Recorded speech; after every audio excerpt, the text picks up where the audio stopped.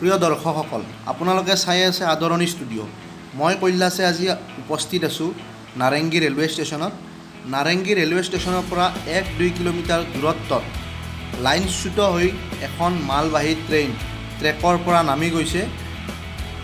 দুৰ্ঘটনা সংঘটিত হৈছে। মই নাৰেংগী ৰেলৱে ষ্টেচনৰ পৰা আপোনালোকক পোনপটীয়াকৈ সেই ভিজুৱেলছ সেই ঠাইলৈ মই লৈ যাব বিচাৰিছোঁ, আপোনালোকক দেখাব বিচাৰিছোঁ ট্ৰেইন দুৰ্ঘটনা বা ৰেল দুৰ্ঘটনাখন কেনেকৈ সংঘটিত হ'ল। এতিয়া মই ইয়াৰ পৰা নাৰেংগী ৰেলৱে ষ্টেচনৰ পৰা আপোনালোকক তালৈকে দেখুৱাবলৈ লৈ গৈছোঁ। ব'লক আহক। এইটো হৈছে নাৰেংগী ৰেলৱে ষ্টেচন। এই মেইন ৰোড ব্লক হোৱাৰ কাৰণে গাড়ী মটৰবিলাক এইফালেদি অহা যোৱা কৰি আছে ৰেলৱে ষ্টেচনৰ ওপৰফালেদি, মানে সৰু গাড়ীবিলাক। এইটো হৈছে নাৰেংগীৰ পৰা চন্দ্ৰপুৰ সংযোগী মুখ্য পথ। ট্ৰেইন আগভেটি ধৰাৰ বাবে সৃষ্টি হৈছে বৃহৎ যান জঁটৰ সমস্যা।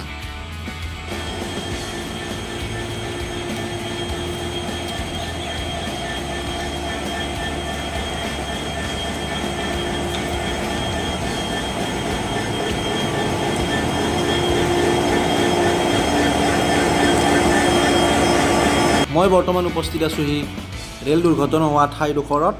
ইয়াতে অসংখ্য লোকে এই দুৰ্ঘটনা চাবলৈ ভিৰ কৰিছে আৰু এই মালবাহী ৰেলখনত সামৰিক বাহিনীৰ চাউল ঘেঁহু আদি থকা বুলি জনা গৈছে। এই ৰেলখন নাৰেংগীৰ পৰা সাতগাঁও আৰ্মি কেম্পলৈ গৈ আছিল। এখন সামৰিক বাহিনীৰ কঢ়িওৱা ৰেল, সামৰিক বাহিনীৰ সামগ্ৰী কঢ়িওৱা ৰেল। আহক পিছফালে তেতিয়াহ'লে ভিডিঅ'টো মই আপোনালোকক দেখাওঁ ক'ত কেনেকৈ লাইনচ্যুত হৈছে।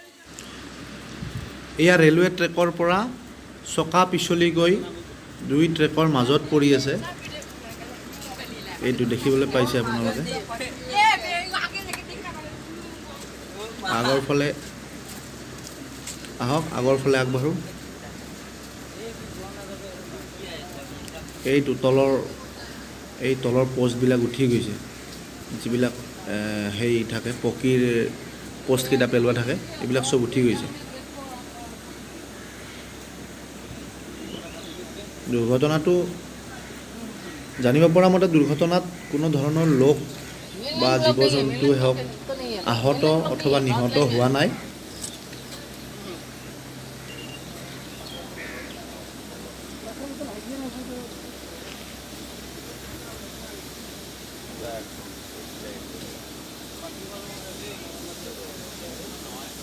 ৰেলগাড়ীখন বৰ বিশেষ স্পীড নাছিলে, সেইটো কাৰণতে ডাঙৰ ঘটনা সংঘটিত নহ'ল বা দবা বাগৰি নগ'ল।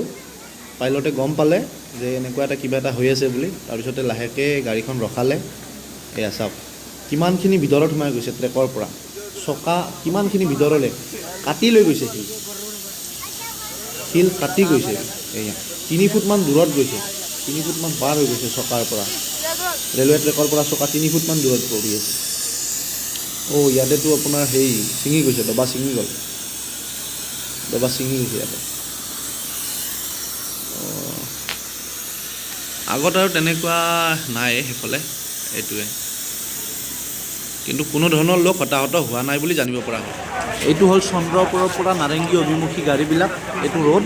এইটো ৰোডেৰে গাড়ীবিলাক আহি আছিলে, এনেকৈ জামত ফচি আছে, মহা যান জঁটৰ সৃষ্টি হৈছে আৰু ৰাস্তাৰ এইপাৰৰ পৰা সেইপাৰে মানুহবিলাক এনেকৈ গাড়ীৰ ওপৰেদি অহা যোৱা কৰি আছে।